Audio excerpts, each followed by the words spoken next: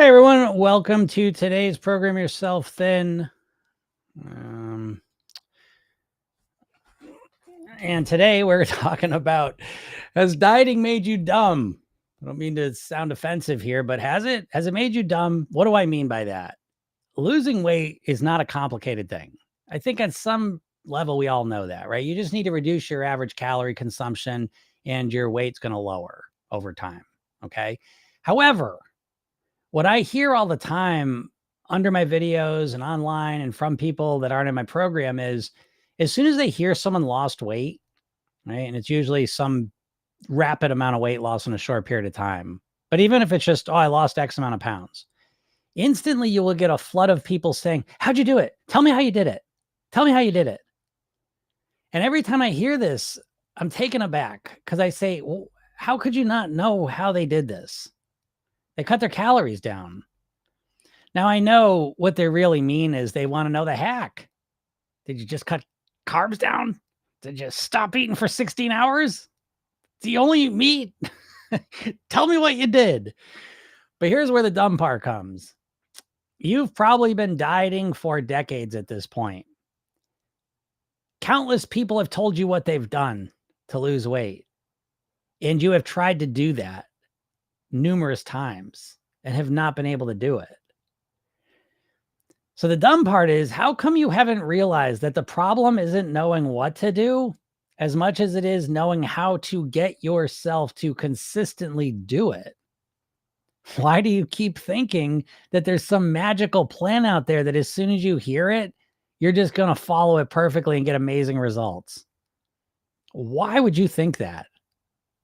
We are literally, what are we, 100 years into diets? And there's not one single diet that has proven to be effective helping people keep the weight off long term. A big group of people.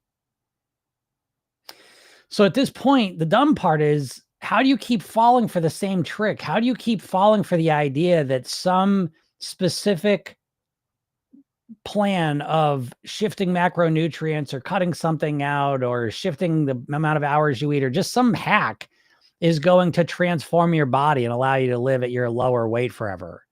Why would you still believe this at this point? I assign this to diet or dementia as if there's something about dieting that seems to wipe people's brain. It's almost like, you start the diet and somewhere along the way, Men in Black where they got the pen and they click it and it erases the memory. It's almost like somehow with dieting, when you get to the end of the diet for yourself, it's like somehow a click goes off in your brain. You just forget the whole thing. And that sets you up to repeat it again. I mean, how many times, and it's, I'm not talking about just all the different diets. How many times have you tried the same diet? How many times have you joined Weight Watchers? How many times have you tried to start your keto plan?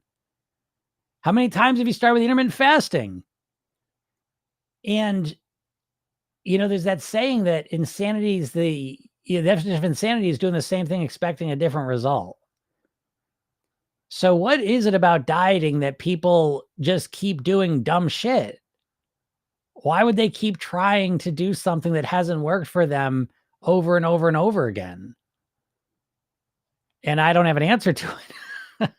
Other than the fact that I think everyone's been programmed to think about weight loss as a dieter, and there's an absence of any other real concept of how to do it, short of surgery or injections. But the point of this whole thing is that you, I hope, realize you're smarter than this. Smarten up and look beyond diets as a way to control your weight. Do not accept that a diet that hasn't worked for you, the idea that just giving a plan is going to change your weight. You have to reject that at this point, I believe, if you want to start getting better results. And if you do want to find another approach that you probably don't know about, go click the link in my bio, get the free hypnosis session, watch the video I made for you, and realize that there is a smarter way, a more intelligent way, a way where people look at you and say, wow, you're brilliant. You are a smart person for doing it this way. I never thought of that. You are absolutely a real smarty pants. Wouldn't you like to be called a smarty pants? Wouldn't you like everyone to look at you and gasp in awe of your intelligence and brilliance that you changed your weight in a way that actually works? Wouldn't that feel good? Well, that's what I'm offering you. So go click the link in my bio or go to programyourself10.com and get the session and cut the shit. Stop doing dumb things. You're too smart for it. But I hope everyone's having a nice day. If everyone's having any questions, feel free to ask them. That's what I'm here for, to answer your questions, not just to insult dieters. And of course, I'm not insulting the dieter. I'm insulting the behavior. Right? Is that what the Bible says? Hate the sin, love the sinner, right? I hate the diets, but I love the dieters. Okay. So I'm here for you literally every day. This is what I dedicate my life to, is helping you all get better results. But sometimes that comes in the form of having to give you the hard truths, the tough love that dieting ain't working. But that should be inspiring to you, because, if diets don't work, it takes you off the hook a bit. And you could use that, because most dieting is a psychological operation against you. I will let you know. But part of that operation is to make you blame yourself, for the shitty results. But it's estimated that dieters that lose weight on a diet, 95 to 98% of them put the weight back on. So when something has a 95, 98% failure rate, you may want to consider if you're going to blame yourself for it. And maybe you want to instead blame the strategy or the process. Yeah. But that's your choice. We always get to make choices in life. So anyways, though, if anyone has any weight loss questions, feel free to ask them. I know a lot of people are starting to, if not already, thinking more about weight, because with the warmer weather and the brighter days, you tend to start thinking about summer. Thinking about summer tends to trigger thinking about weight loss, right? And so you may be thinking you better start at it if you want to get that summer body. So, what are you thinking? What are your challenges? What are your solutions? That's the big question. What are the solutions? Because I know the most popular solutions aren't really solutions. Most diets, I find, they look and work on paper. Like keto works on paper. Keto's a dumb one. Jim Hall lost a bunch of weight on it. Yeah, I mean, people lose weight on diets. I never said they didn't. They don't keep it off. That's what I'm talking about. So I'm not arguing that pretty much any diet, if you follow it strictly, you'll lose weight. Please understand. What I'm saying is that no one can stick to the diets because they're too hard and inconvenient and overwhelming. That's the part I'm saying. So, yeah, anyone can do crazy shit for a little while and get great results, but can you keep it up? And that's where no one has an answer for me. But good news, I got an answer. So you got to realize it first, though, because you're never gonna fix something that you don't realize is broken, as they say. And so you gotta first recognize that what you're doing ain't working. But what are you all trying to do? If you do care about weight, what is your strategy? What are you going to do to actually make it happen this time? If you do realize, oh shit, what am I going to do? I'm going to start my keto plan on Monday, because Monday, it's a new month, new me. I'm ready to do it this time. I'm really going to stick to it. But are you? Because sometimes it's hard to stick with something that we hate to do. In case you didn't know, I'm a master of human psychology. And one of the things I've learned is people don't like to do things they don't like to do. They don't do things they don't like to do. Can you imagine? But it's true. So what would the alternative be then? Right? Because I know for most dieters, it's impossible to even imagine a scenario where you could lose weight that wasn't miserable. You associate pain, misery to losing weight. And as long as you do that, you're always going to avoid it subconsciously, which is what gives you the situation where most likely, if you're like most dieters, you think about losing weight like 24 hours a day, but you never really get around to actually doing it. Mondays just keep passing, and it just nothing seems to happen. So if that's the case, You may want to recognize that and fix it. Chip in my cup. I got to fix this thing. I love this mug, but I'm going to slice my hand open. Look at that. That'll be the second fix. You see that? Well, that chip fell off, but I had the chip, and this chip gone now. So I don't know what I'm going to do. Create a little chip filler. Do they sell chip fillers? Fill it up with glue? I don't know what to do. I don't drink off it, so I'm not worried. Anyways, something to think about for me. Something for me to think about. But yeah, but if anyone's got any questions, feel free to ask them. I'm here to help you. Here every Monday through Friday. Usually get on here around noon Eastern. If you have any questions about weight, habits, eating differently, I'm here to help. And if not, hold your peace. Oof, my stomach's going crazy. So we got a quiet group today. Maybe that's the universe telling me, Jim, go do some work. Truthfully, I don't consider this work. This is always very easy for me. I enjoy speaking to you all. But maybe it is a sign to go and do more work because I am working on some cool stuff. So I'm excited about that. Well, all right, then go check out my bio, click the link at the hypnosis session, watch the video I made for you, read the emails I send you. I am here to help you one way or the other. All right. He says, what can I do with being constantly hungry? I'm on a GLP and have had no appetite suppressant. That is interesting. I would say that's kind of a mixed blessing in a sense. You know, I'm not a huge fan of this medicine. I don't shit talk it because I think for a lot of people that don't want to put in like the real work to master your weight, I think that I just think, you know, now again, let me talk about the GLP-1 real quick, and I will get specifically to your situation. That I'm not judging it because I do judge a lot of diets because they're bullshit. But the medicine itself, I think, is wonderful for a lot of people. A lot of people that would never do this work, they'll be on this medicine. It's going to help them reduce their weight enough that it'll probably help them dramatically with their lifespan and quality of life.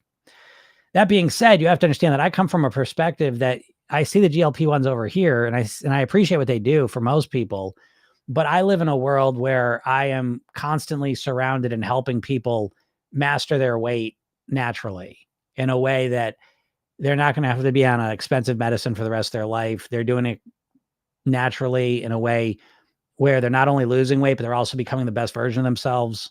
You know, we don't just think about weight loss. We also improve your quality of life, your lifestyle, your health habits, your eating. So it's not just less calories, it's more nourishing.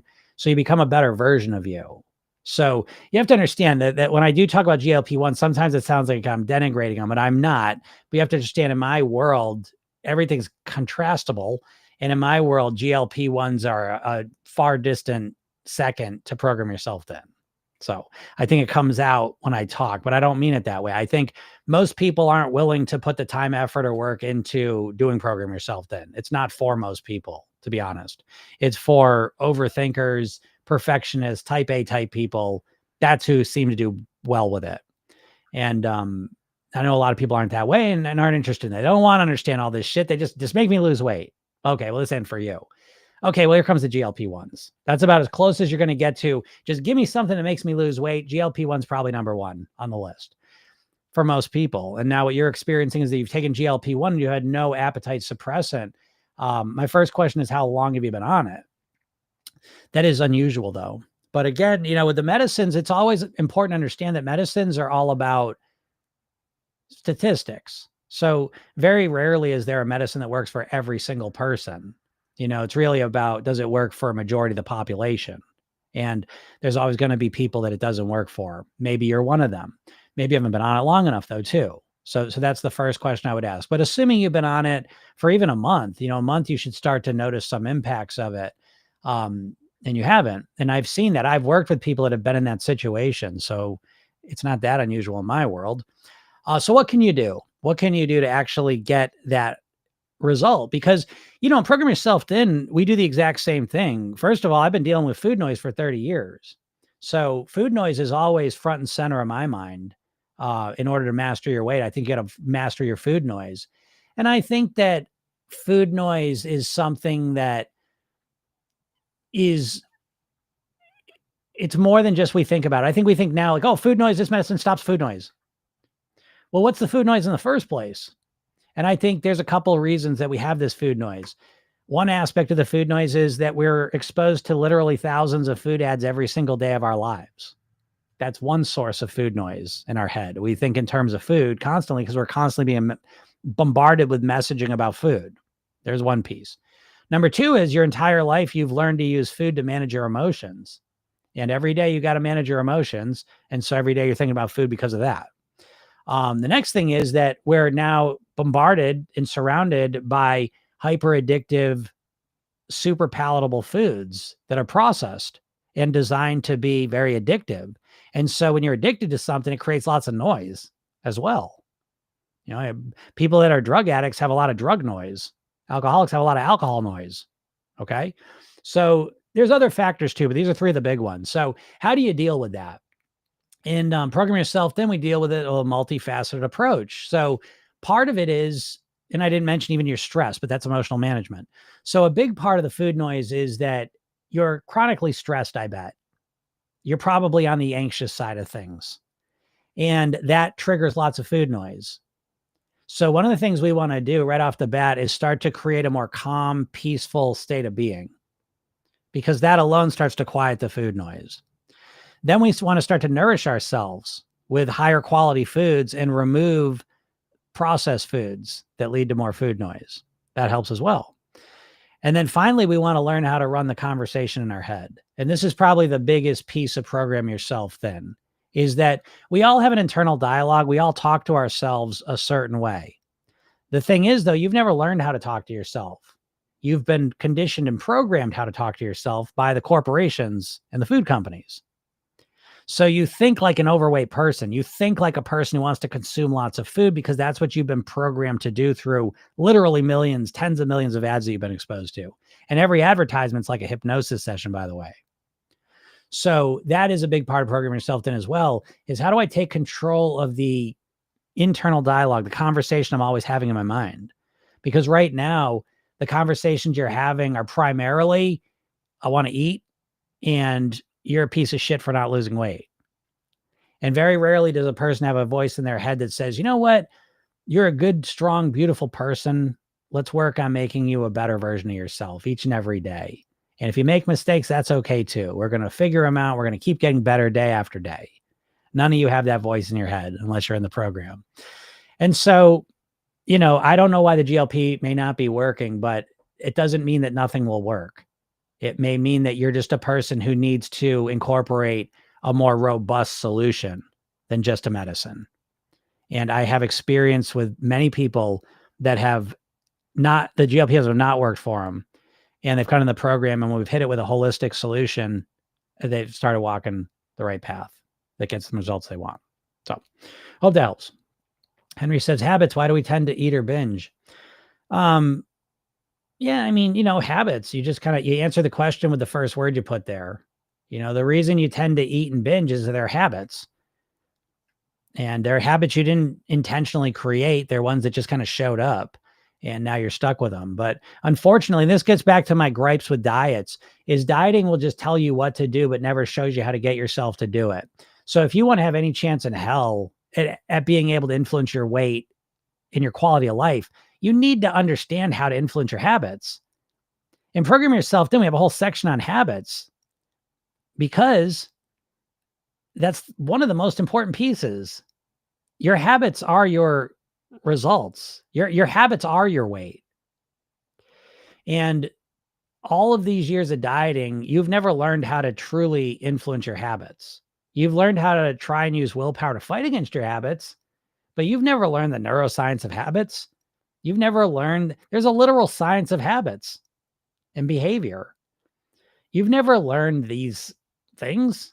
And so you're just winging it, just trying to force yourself to do the right thing, just fighting against yourself, instead of strategically transforming your habits, starting with the worst eating habit you have and systematically transforming and rewiring that habit so that it's a better one. And once you've done that, guess what? Now that habit that was sabotaging you is now supporting you. You're always the end result of your habits, folks. There's no exception to that. No one intentionally behaves in a certain way every single moment of the day. You are literally a reflection of your consistent habits. Your weight is a reflection of your consistent habits. It's that simple. So that should just be, I hope, evidence to you to realize, well, shit, I have never learned how to influence my habits strategically. Now that you mention it, Jim, yeah, I've never learned how to actually influence my habits and understand them. I just kind of a vague idea that I have habits that I keep doing and I try and stop them and I can't for long. Well, that's part of the reason why you're struggling with your weight. So again, dieting's not there to help you lose weight. Dieting's there just to fuck with you because diets don't want you to live at your goal weight forever. Dieting wants you to be a repeat customer. And most of the diets are owned by big food companies that don't obviously want you to not eat their shit. They want you to do your dumb shit for a little while and then go back to eat what you always did. Weight Watchers was owned by Heinz. Jenny Craig was owned by Nestle. Atkins Food Products is owned by the same company that owns Onions, Pretzels, and Cinnabon. Slim Fast owned by the same company that owns Ben and Jerry's. These companies don't want you to lose weight. And so you're never taught the real art and science of how to master your weight. And you're flailing around trying to figure it out yourself and you have no idea how to do it. And that's that. What's up, MJ? MJ says, been listening PYT since October. Friend brought me a crumble cookie. I wasn't like, I can't have it. I didn't want it. Victory. Hey, great job. Yeah. Can you talk more about retraining the brain? Yeah, well, super job. So, I mean, that's a perfect example of retraining your brain through action. And Program Yourself, then we rewire our brain, reprogram, retrain our brain, whatever word you choose to use, they're all the same meaning ultimately. But there's two ways to retrain your brain. The first one's through action. So if a friend brings a crumble cookie and you're like, I don't even want that, I'm good, and you don't eat it, that's the most powerful way to rewire your brain. But that's the least likely one to work in the beginning anyways, though. And this is what you dieters don't realize, because you dieters think that you know what to do, so you're going to do the right thing. You need to make a distinction between conceptual knowledge and behavioral knowledge. So the diets give you lots of conceptual knowledge. Don't eat any carbs. Okay, got it. Easy. Okay, well, now let's see you do it. A lot harder. I hope that makes sense, because this is the problem that's hiding in plain sight with you dieters that you just never see. And I get out every day to try and share this with you. So the rewiring your brain and Program Yourself, then, yeah, action is great, but primarily what we're going to use, because you're going to fuck up all the time. I know you dieters think you're going to start on Monday and be perfect, and you're going to be perfect until you lose the weight. And how often has that happened for you? So you're anticipating and expecting that you're going to be perfect until you get to goal weight. That is the dumbest shit in the world. Anytime you do something new, you should expect that you're going to screw up. And then the question becomes, how am I going to respond to that screw up? So that's where Program Yourself Thin is really focused in on. And we have the Program Yourself Thin technique, the redo rehearsal technique. That's the primary programming technique we use. It's a self-hypnotic technique that helps you to program your own mind, retrain it, rewire it to do the things you want it to do. And in a nutshell, and the easiest explanation of it, it's after you make a mistake, you don't just accept that mistake as it was. You go back in your mind and redo it the way you would like to do it. And you say, oh, Jim, will you live in fantasy land? Well, no, because your subconscious mind can't tell the difference between vivid imagination and reality. And a lot of times your worst habits, you try and stop them, but the truth is you don't really know how to do that. And I bring back to the example of writing. You can write with your hand. You know how to write words, sentences, paragraphs, and you can do it easily without even thinking about it with one hand. So even though you have the conceptual knowledge how to do it, you only have the behavioral knowledge of how to do it with one hand, the one you trained. The other hand can't do it smoothly. So if you wanted to learn how to write with the other hand, you don't need to read a book about how to write with my left hand. All you have to do is take the conceptual knowledge you have and practice writing with it. And it's the same thing with your behaviors. Just because you know how to eat doesn't mean you're going to do it. You have to practice those new eating behaviors, those new thought patterns, those new lifestyle habits. And practicing in your imagination through this hypnotic process, in my opinion, is the second closest thing you can get to action, actually doing it. And so, yeah, folks, knock yourself out, do all the right things. Program yourself didn't exist within an all or something framework. Your dieting all exists within an all or nothing framework, right? You're either doing it 100% or you're not doing it at all. Program yourself didn't exist. You're either doing it all 100%, great. But if you're not doing 100%, you're still doing some things. So if you do all the right stuff, great, knock yourself out. That's awesome. It's rewiring you. Just doing new stuff's rewiring you. But then when the time comes and you make the wrong choice, now you've got a plan for how to learn, evolve, and use that to program yourself to do the right thing. So the next time that situation comes up, you're more likely to do the right things. You've programmed it into your mind. And now you actually do it. Now that just reinforces the wiring. Then you can imagine yourself doing it, reinforce it more. Then do it, reinforce it more. So again, it's a very strategic approach to rewiring your brain into that of a thin and healthy person. So because behavior and being what you want to be should feel easy and comfortable and automatic. You when you were learning how to write, it was really hard and difficult. Reading and writing was very frustrating and difficult. It felt like you were never going to get it. It was slow, it was tedious. You didn't believe it was going to work. And now you read and write automatically. It takes no thought at all. Riding your bike, you were scared at first. I'm falling. You were worried, nervous, scared. Now you couldn't not ride the bike. You couldn't forget how to ride the bike if you wanted to. It's so easy for you. So that's the nature of learning, installing behavioral knowledge, creating new wiring, is that yes, it takes some effort initially, but it's aimed at a goal of these new behaviors, thought patterns, lifestyles running on autopilot. That's why I say, when I say the goal that I have for my clients isn't to lose weight, it's to get to your goal weight and then live the rest of your life at your goal weight on near autopilot. I don't want you to diet and struggle your weight down, because I know that's not going to last, which it doesn't for 95 to 98% of dieters. So I don't only just want you to lose weight, I want you to lose weight in a way that sets you up to easily live at that weight for the rest of your life. And the only way I've ever seen to be able to do that is to create new wiring in your brain so that in essence, you become a thin and healthy person. So hope that makes sense. What's up, Joy? Joy says, hello. I'm still trying to adjust to a normal sleep schedule. Hard for me to stay away from phone and computer and TV before bedtime since retiring 5 years ago. I've never had these bad habits before I retired.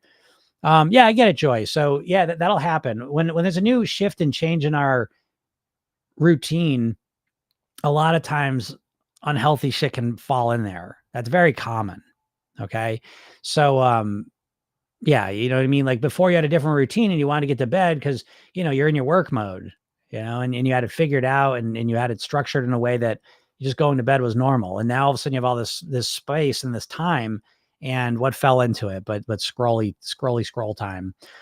So yeah, that's a real thing. And so, what I would suggest is that you start to chip away at that habit at this point. Cause at this point now, it sounds like you probably have like a 5 years of scrolling circuitry built into your brain. Okay. So I wouldn't just cut it out completely. I would work, me personally, I'm a big fan of reducing to change things. And so I would probably start to first pay attention to how much I'm using the screen. I would especially focus, you're talking about it's hard for me to stay, I'm trying to adjust to a normal sleep schedule. So the main screen time I would focus on is the ones that affect your sleep schedule.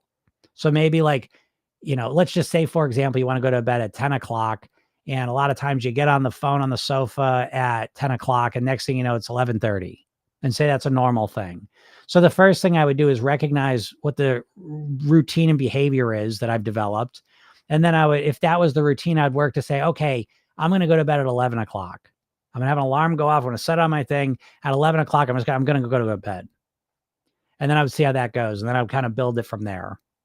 Now, it's hard to explain this stuff because in Program Yourself Thin, we always have strategies and mindsets. So we would also work on developing the mindset of a person who couldn't wait to go to bed, who was tired of scrolling, and then we would work on implementing the strategy in a strategic way as well. But that'd just be some general thoughts on that. What's up, Don? How's it going? Timon says, oh, I'm on GLP-1 for diabetes. Okay, interesting. And again, I mean, like everyone's body is so different, and that just reinforces a message I'm always sharing with you all that, ultimately whatever strategy or plan you create to master your weight is really a one size fits one plan because every body and every person is so unique and different.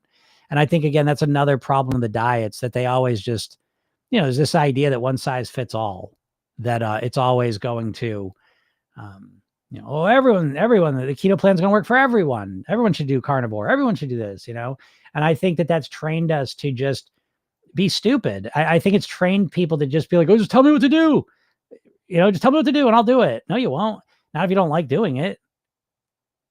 You have to figure out what works for you. It's a little extra work, but you end up in a situation where you have a plan that's perfectly customized to you. But yeah, sorry the GLP-1s aren't working. I mean, if you got to take them anyways, and you're not even getting the benefit of the weight loss, yeah, that sucks. But again, I mean, it's not like there's no path forward. You're never given a path forward, though. I will tell you. I mean, like that's why I'm here free every day. I literally was just doing an interview a little while ago, and I'm like, I love doing this. It's a mission for me, and there's no question about it. My mission is to help as many people as possible with their goal weight. So I'm committed to getting on here every day and just speaking with people to spread the word. But it does come up where it's like, shit, I could be taking my dog for a walk. I could be working on work stuff. I could, not that you all care about that, but anyways, I don't even know why I brought that up, but because this is a passion for me, and that's part of it is that, even being a diabetic who's probably overweight, the idea of food noise. Okay, fine. You've never thought of food noise in your life until the medicine came out. And outside of the medicine, how would you deal with food noise? And I know that you have nothing comes up. How would you deal with the food noise? What plan? What diet would you follow to deal with food noise? You've never thought of food noise. I've been obsessed with food noise for 30 years. I'm a hypnotist. The main food noise is your internal dialogue, what you say to yourself, how you've been programmed and conditioned to think. And you think in words and images. So yeah, the food noise is a reflection of what you've been programmed to think by the food companies. Tens and tens of millions of food ads. You don't think that's going to impact how you think about stuff? You don't think that's going to impact on the food noise? You don't think hyper addictive, hyper palatable foods are going to have any issue, effect on your food noise? So it's not a mystery to me, but I know for a lot of people, this concept of food noise is brand new. And the only solution they could ever even imagine is the medication. And again, I'm here to tell you that there's other approaches to it, if you're willing to put them in. Henry says, hey, Jim, I always fall bad. Sorry, I went without finishing. I always fall bad? Like you fall down a lot? Is it I always fail bad? Fall bad? I fall off the wagon bad? Oh, I'm just not sure which one it is. But let's just say, for example, I always fail. I always fall. Let's just assume that's what this person means. If you always fail, right? If you always fail in your diet, let's use that as an example. Because that's not that uncommon, is it? Most people, yourself included, always fail on their diet. It's the norm. It's expected. It's the usual. If that's your situation, though, my answer to you is not to say, come on, you just got to want it more. My solution would be stop fucking doing that then. Stop doing the thing you keep failing with. Change what you're doing. Make it easy so you could easily win with it. Easily succeed with it. But I won't lose weight fast enough, Jim. Well, how much weight do you lose when you fail? So it's like the last thing anyone ever questions is the fucking diet. Every time I go on a diet, Jim, I can do it for a couple days and I always binge. What do I do? This is what I was talking about in the beginning. Are diets making you dumb? This is not a trick question. I keep doing keto and I can't stick with it for more than a couple days. What do I do? What do you fucking think you do? Stop trying to do keto. No, how am I going to lose weight then? If you think that keto is the only way you can lose weight, go dunk your head in a cold tub of ice water or something. You've completely lost the plot. If you think the only way to lose weight is intermittent fasting, keto, carnivore, calorie restriction, calorie counting. I know that's what a lot of dieters think. They think that the one way that most dieters are very fixated on one method. And if it's not that method, it's nothing. Even though that method doesn't work for you, people are oddly loyal to diets that don't work. I get them occasionally. I've not gotten them in a long time, but they're like, Jim, what the fuck are you talking about? I lost 50 pounds on keto. Okay, what's your weight now? Well, yeah, but I lost 50 pounds on it. Well, who gives a fuck? Is that your goal, to lose weight and put it back on? If that's your goal, then great, it worked for you. It's a great plan. But if your goal is to lose the weight and stay at that lower weight for the rest of your life, then it's not a good plan. This isn't rocket science. This is why I asked the question in the beginning. Has dieting made you dumb? Has it?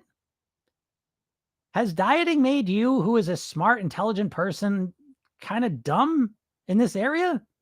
So confused? Oh, how do I lose the weight? How do I lose the weight? How do you think you lose the weight? Stop making this so complicated. What's up, Sherry? Sherry from Thrive, still working hard on the sleeping. Thanks to your great strategies, getting better every day and night. Yeah, that's awesome. Yeah, Sherry's in the program, so we talked about it. And it's, again, people don't think about this, but sleeping, just as another example, sleeping is a skill, which means that as you improve your mindset and your strategies around sleep, you'll get better at it. Guaranteed. Guaranteed. I was one of the shittiest sleepers on the planet, and I sleep like a wizard now. It's amazing. Wizards sleep very well. This wizard does. I sleep amazing. So, great job, Sherry. Proud of you.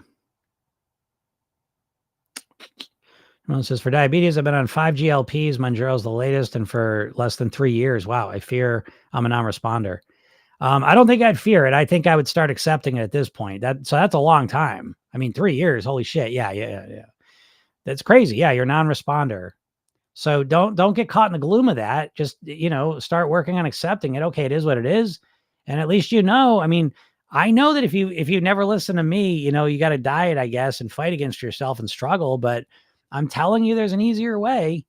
All it takes is a little clickety click. Y'all love to scroll. Just click on over to my profile picture there, click the link, and then go get the hypnosis session, watch the video I made. What's the worst case that can happen? You waste 20, 25 minutes. This is a bunch of bullshit. This guy's full of shit. Well, great. No harm, no foul. It didn't cost you anything. You're just going to scroll bullshit anyways. Watch another TikTok trying to sell you some more shit. TikTok's trying to sell me.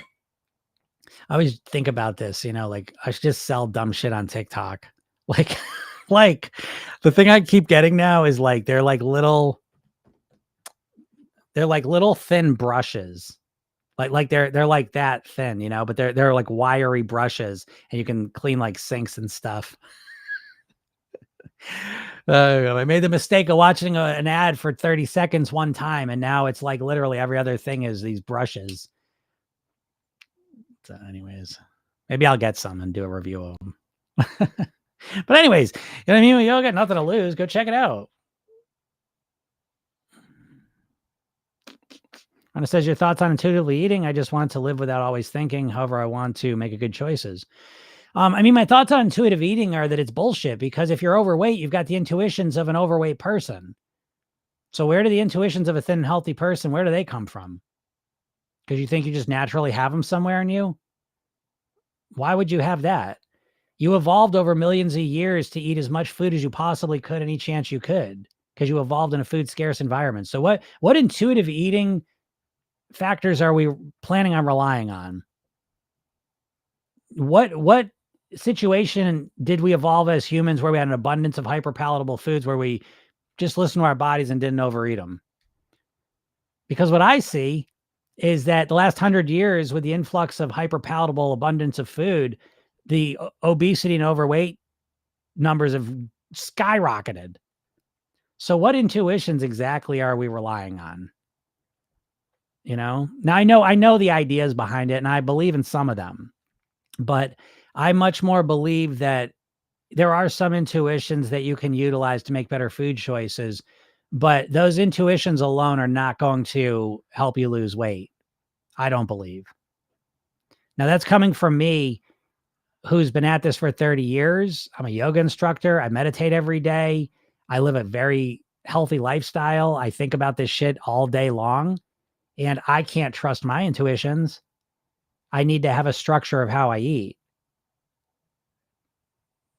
So there are intuitions that I've trained into myself that I can trust when I also utilize a structure of how to live and eat and think, that it keeps me at my goal weight. But to just be like, oh, I'm just gonna feel the vibe. I'm just gonna listen to my body. I don't believe that. I think it sounds nice. I definitely think it sounds nice, but I don't believe it. And that's coming from someone who, I lost 50 pounds 30 years ago, and I maintain the same weight. I won Blip 13 years ago. So I have trained my intuitions as much as a person can, and I still wouldn't trust them. So I don't buy into intuitive eating as being a very good strategy for weight mastery. Now, that being said, I can definitely understand your desire to want to stop thinking about food and weight 24 hours a day. And I think that's the appeal of the intuitive eating philosophy. But I think it's a bullshit. I don't think it's going to work. So maybe I'm wrong. It obviously works for a couple people, but I think for the vast majority of people, they're going to find it lacking. So again, I get what you're saying though. And that's what I want to get my clients to. That's where I want to be, is I want to get to my goal weight and then live at my goal weight for the rest of my life on near autopilot. And the on near autopilot to me is that state you're talking about, where I'm not thinking about food all the time. And I am not. I'm not thinking about food because my eating's structured though. I know what I'm going to eat for breakfast. I have clean and pleasure days. I know what I'm going to eat for breakfast today, and I ate it. I know I'm going to eat for lunch. I know, well, tonight's dinner is a little weird because it's an outlier day, but pretty much every Thursday I know I'm going to eat for lunch or dinner. So I know what I'm going to eat, and I'm comfortable with it. I like it. And so I don't have to think about it. I'll give you an example. You all don't think about brushing your teeth ever. You just do it. That's what I've kind of programmed a lot of my eating to be like. Now, there are situations where I look forward to food and I'm excited about all the rest of it too. But the vast majority of my mind during the week, I'm not thinking about food or my weight at all, because I've already structured and programmed how to think, live, and eat as a thin and healthy person. And most of it's running on autopilot, just like your toothbrushing habit is.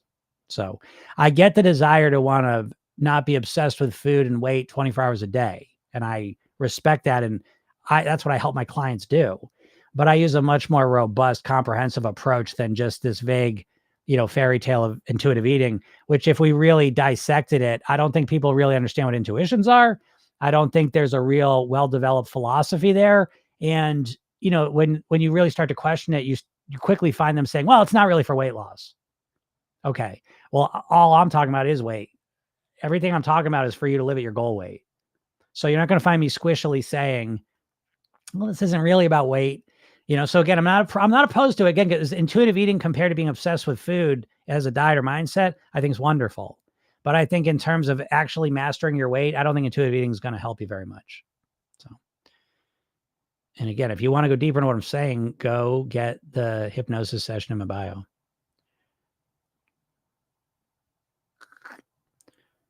He says, thank you so much. It's as if you live in my head knowing how I think. So grateful for you. Well, you're welcome. You're welcome. And I hear that all the time. I do. Typically, I can explain your mindset more than you can. And it's only because I'm an NLP trainer, neuro-linguistic programming trainer. I'm a master hypnotist. I've coached for over 20 years now, done almost 6,000 private weight loss sessions. So yes, I have spent a lot of time in your all minds. And this is what I do day in and day out. I'm obsessed with it. I love it. And it is my mission in life. So yes, I usually can describe what's going on in your head better than you can. And I hope that this is able to help you a bit, because that's what I'm here for. Hart says, how to stop emotional eating as a woman. Well, the good news is that the way you stop emotional eating as a woman is the same as you stop it as a man. And it's to realize that you're not going to stop the emotional eating. You're going to resolve it. And the difference being which direction you approach it at. Most of you are going to approach your emotional eating as you're going to stop it. You're going to want to emotional eat and you're going to stop yourself from doing it. The problem with that approach is A, it doesn't work very well, but B, even if it worked, you still got a big problem. that you're still haven't dealt with the emotional piece. Let's just say when you get really depressed, you go and eat. And so now you've got all your willpower together and you got really depressed and now you stopped yourself from eating. Well, now you're just going to be a thin, depressed person. That's not what you want. Okay. So I think that the real secret here is that you realize that in most cases, the emotional eating is a symptom of a deeper problem. And so if you're an emotional eater, I don't want to stop the emotional eating. I want to go to the root of the problem and resolve it. And so this requires that you kind of identify what your emotional eating patterns are. You've got a couple of them, a couple primary ones, and you want to understand what the triggers are. Now, I will let you know there's usually three things that trigger binge emotional eating. Number one is a lot of times it has nothing to do with emotions. It just has to do with your hunger and it's restricting too much. You get yourself so hungry that you can't control your eating. That's not emotional eating. That's eating because you're starving. And that's an easy solution. Don't let yourself get starving. Okay. The next one is the emotional piece, right? You go into a certain emotional state and your whole life, you've learned to use food to manage that emotional state. So you get depressed, you get sad, you get stressed. Next thing you know, you're eating a bunch of food. Now, the secret to understand there is that when you use food for emotional reasons, it's not dealing with the core emotional issue. It's basically just distracting you from it. So let's just say you get depressed. Well, feeling depressed sucks. And so, you know what's better than feeling depressed? Is looking forward to eating something and stuffing myself. And you know what else is weird? Is you know what's feeling better than depressed sometimes? Feeling the shame and guilt and frustration of binging just now. So that can be part of it too. So again, you have to understand that I don't blame you for this and you shouldn't blame yourself because in America, you've been conditioned since birth to use food as your main emotional management strategy. That's the main emotional management strategy you've been taught. And so that's what you use. So it is a process of saying, okay, what emotions trigger this emotional eating? Let's just say we'll stick with depression, although you'll probably notice there's a couple of them. But so you say, okay, when I get depressed, I tend to eat. Okay. So now the question becomes, okay, when I get depressed, how do I want to feel? Well, I'd like to feel happier or at least, just more neutral and calm. Okay, great. What are some ways I can do that? What are some things that when I get depressed, I could do that make me feel a little better? So maybe calling a friend or going for a walk or, going to exercise, whatever. It's different for each person. But as you start to identify the problem, articulate a solution, and then you start working on testing that solution. Does this really work? Does going for a walk help? Oh, wow. Kind of helped a little bit. Nice. Next time I get depressed, let me remember that. This is a great solution because now I didn't eat and I genuinely feel a bit better. So again, I'm just kind of, I'm 10,000 foot answering it, but this is kind of how you approach it, not just stopping it. Again, that's the diet thing where you're always I always think metaphorically dieting is really well summed up in the example of dieting is kind of like holding an inflated ball underwater. You ever done that? And it's really hard. And the more you try and push it down, the harder it is. And I feel like dieting, that's what it is. And even with emotional eating, what are you doing? You're trying to repress your emotions. Come on, I'm trying to lose weight. It doesn't work long. And then the third thing with binge eating, emotional eating things is there's usually patterns to it. It's a habit. And so you might notice that some of these emotional eating things run on a schedule. If you're a woman, maybe it has something to do with your period. If it's work, maybe every Friday night you go off the rails. So again, notice these three things. How hungry am I the second before I took my first bite of the emotional eating or the binging? What was my hunger? Where was I at emotionally? And is this a habitual thing? Where was I at location wise, time of day, time of week? Who was there? Who wasn't there? Those things.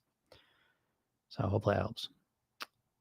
Hey, Baja, what's up? Yes, appreciate your tall alternative message. Thank you. I appreciate you saying that because that's what I'm here for is, again, and if you're new here, when you say, whoa, this is your mission, what's this all about? My mission's a little different than the average person's, I would say. My mission's not to look shredded. My mission is so that you can live your life because my father died at 54 of a heart attack. I was 9 years old. So that's the initial trauma that literally put me on this path. And so for me, your weight is much more about life and death, how long you're going to live, your quality of life while you're here. It's a much higher meaning than a diet meaning. So yeah, so I get on here every day to try and share with you what I see work every day. And it starts by stepping away from diets, but again, then there's a whole philosophy too. Sherry says, your use of the word hyperpalatable is so helpful. If I take a bite of something like that, my brain goes right to hyperpalatable food is designed to help me from my goals. So life-changing. Yeah, yeah. Again, Sherry, I get that. Um, and words matter, I mean, words to me, when I say program yourself thin, there's an aspect of that phrase that is indicative of computer programming, because your subconscious mind to some degree runs like a computer program. And if you know anything about computer programming, you know that you got to be very, very specific with your code. You have to be extremely specific about how you put the code in. And it's the same thing with our mind. The words we use, the concepts, the phrases, the ideas that we hold in our mind are crucial. And they've been infected by the diet industry, the food industry, the beauty industry, the medical industry.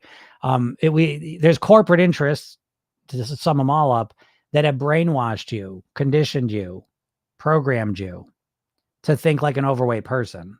And this is why you struggle with it. So yes, language is extremely important in becoming a thin and healthy person. LJ says, I drink lots of diet sodas.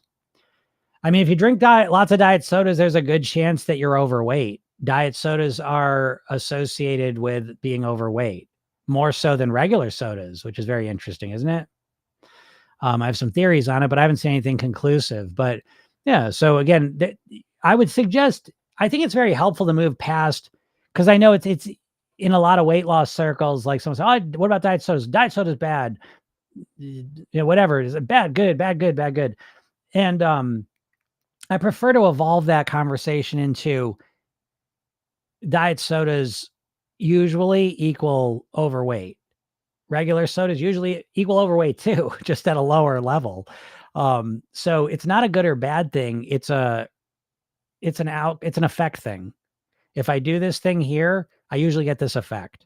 And I think that's a clearer way of thinking about things. But diet sodas typically, again, everything's relative. So if you've grown up in a reality where you drank lots of Coke or sodas that had lots of regular sugar in them, you might live under this idea that drinking artificial sugar has less calories in it, so that's better for me. But that's a narrow point of view. In hypnosis, we call that the double bind. It's two shitty alternatives. And so when we compare soda, real or diet, to water, we start to realize how far we've gotten away from natural stuff in our body. Diet soda, regular soda, it is to some degree an abomination to put in our body. Now, I'm not judging it. Like, understand this. I'm just speaking very specifically that it's such an outlier thing that if you were born in the woods, you would never create soda. You would never put soda in your body ever. It's very unnatural. And I think that's a more accurate way to think about it. Now, again, I'm not trying to demonize it. I'm trying to allow you to see it for what it is. And that's very hard for you to do because, again, your entire life, you've been conditioned to normalize soda. But yeah, soda is typically associated with a harder time mastering your weight. What's up, Kent? How's it going? Jim, with your help, I've learned to hypnotize myself before starting a meal. I take a minute, close my eyes, and remember my goals. It has made such a profound difference in my weight. Yeah, that's awesome. I'm gonna take a screenshot of that because I like all the testimonials and good stuff that people are using with the program. And yeah, that's brilliant, Kent, right? So again, we're usually in a trance when we eat, folks, but the trance that most of you are in is in a stress trance, right? You're stressed out from work, life, all the rest of it. You sit down to eat and you're in a stressed state and you just hoover it up. Didn't even appreciate or enjoy it. And you ate way more than you needed. And so when you go the opposite direction and intentionally calm yourself down, relax, ground yourself, then you tend to make different food choices naturally and automatically. So nice job, Kent. That's perfect because that's a great strategy. It makes you feel good and it helps you eat better. So that's a great one. Love that. Adele says, love your content and value, Jim. Almost 3 years following you here. Keep going, mate. Well, thank you. Yeah, I was just talking about that. Yeah, it's almost been like, wow, we are closing in on 3 years. That is crazy. 3 years on TikTok. That's a nutty thing to think about. So it's been wild, but it's been awesome. I love TikTok for that. I know TikTok has a lot of goofy shit on it, but it's also has a lot of great stuff on it. And hopefully I'm one of them. But thanks for watching. I appreciate you saying that. That's awesome. Elle says, I eat about 500 calories. That's not healthy. Yeah, no, it's not healthy. It's not that it's not healthy. It's unsustainable. And so I don't know, like doing things that are unsustainable. I don't understand the point of that. I don't know if I'm weird that way, but I don't know why you would ever do anything that's unsustainable unless you just like getting short-term results. And then you love the unavoidable consequence that's coming where you put the weight all back on and feel like shit. I don't like that part. But anyways, Sean says, my excuse for food hyperfixation is being the mom who grocery shops, meal plans, and cooks. That's a pretty good excuse, I would say. It's unnecessary. It's not true. It doesn't have to be that way. But, as far as excuses goes, I don't think anyone can really argue that one on you, right? You got a pretty watertight excuse there, I would say. No one's going to question mom. She's taking care of all this stuff. So yeah, that's how it is. When you're a mom and you do all the cooking, then of course you're going to be fixated on food, right? Doesn't have to be that way though. But I get it. I get it. Vicky, up diet has the word diet in it. So true. So true. Hart says, thanks for answering my question. You're great. Well, thank you. Appreciate you saying that. Yeah, there's Don. Yep. I've been with you 3 years too. It's so crazy, right? Yeah, it's exciting. That has been the funnest thing of social media, is just having an outlet where people can really stay engaged long-term. And that has let me know. I've had clients that I've worked with for years, and people in my coaching programs when I've offered them a couple years, but this has been the longest I've consistently done like social media things, the podcast, obviously the lives. And so that's been a nice way for people to stay engaged, even outside of coaching and programs I offer. And that's been really cool because, that's another piece of it that, I think it's natural for people to kind of engage with the content, engage with me, kind of take a step back, engage, step back. That's normal. That's what most people do. My clients are people that engage and then make a commitment and stay engaged. But even in that context, there's a natural, that's natural. But it's nice to be able to offer a free thing that people can kind of do that as well. And it's cool seeing people that have been around for a long time resonate with the message, because that's fun. It's really cool. Hart says, how to stay disciplined with food when there's lots of temptations. Well, I mean, it's not about discipline, I would say. I know it sounds weird, but let's just use the example of being in a relationship. Let's say you're in a committed relationship with someone you really love and care about. Okay. And so you go out into the world and there's so many temptations, right? You might notice lots of people that are attractive and nice and smart and funny and successful and doing all sorts of cool stuff and all the rest of it. So when you get in a relationship, and I know different people think different, so I'm not saying everyone just automatically thinks the way I'm bringing you down this path to think, but I'm just giving you an example that in that situation, if you're in a real committed relationship, do you consider every person you meet a temptation? Or do you not? Because you have a mindset of being in a committed relationship. And so as soon as you actually really step into that reality of being in a committed relationship, things that were temptations yesterday now take on a different meaning. I'll give you another example. Let's just, I don't like this example. I know TikTok's going to restrict me, but I don't give a shit because I got to get out of here anyways.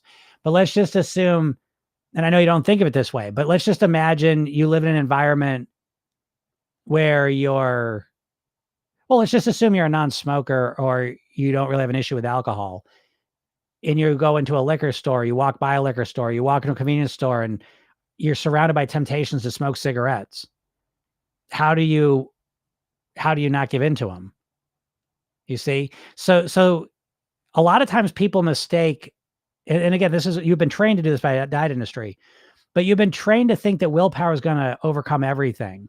But the reality is that it's all about the mindset. And so if you're a non-smoker, it's not because you're using willpower to fight off cravings all day. It's because you have a mindset of a non-smoker and you don't have cravings for cigarettes. So the mindset's doing the heavy lifting. And so when it comes to food, as a dieter, because all the diets are there by the food companies, so they're always subconsciously training you to think about diets as a willpower test. That, oh my God, I love to eat that food. I love that food so much, but I got to stop eating in order to lose weight.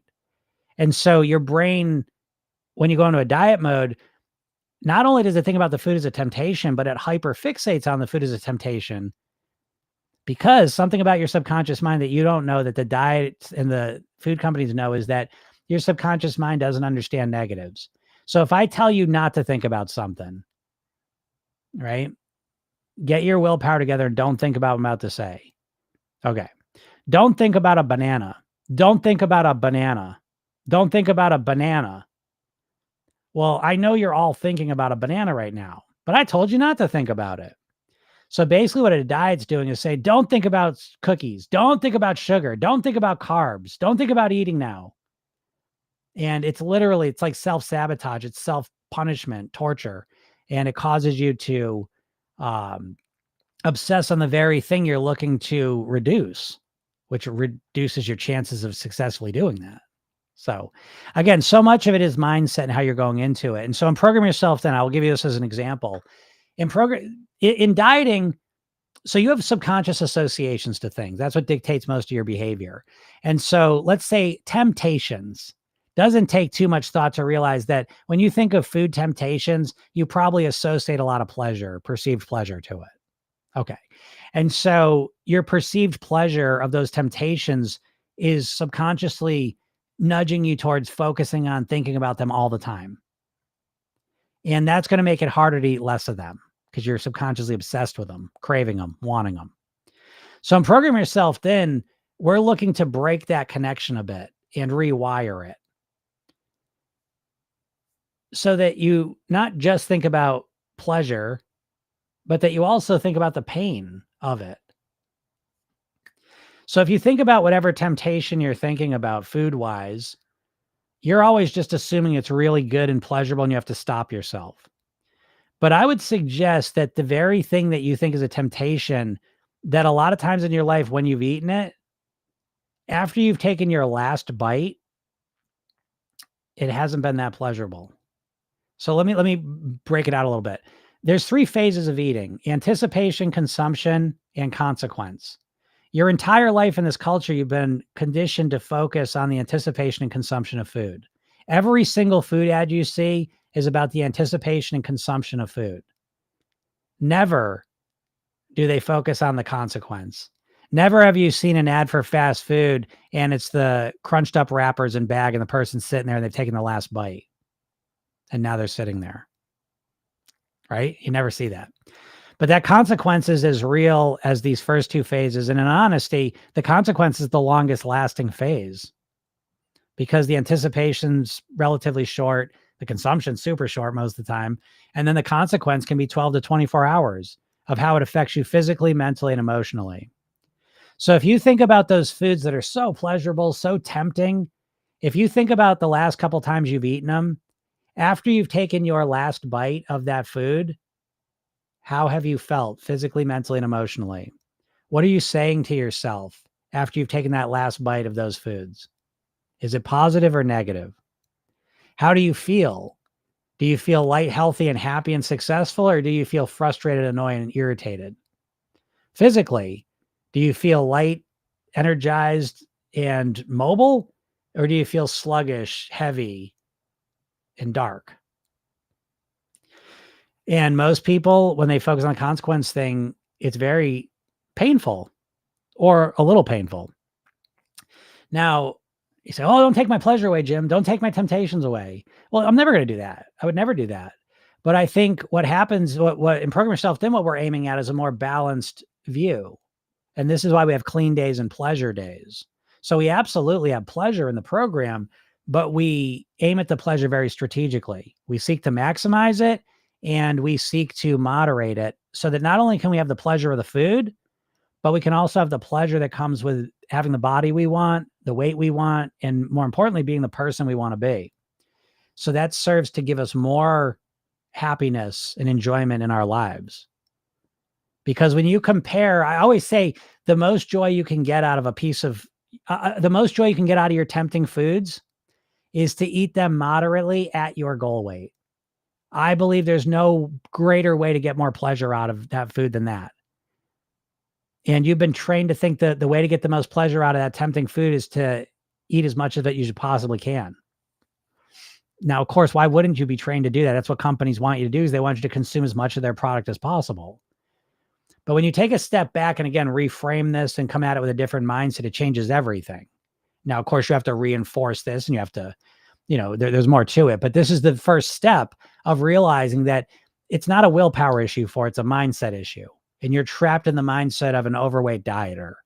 And you've got to free yourself of that and then start to exist within the mindset of a thin, healthy person.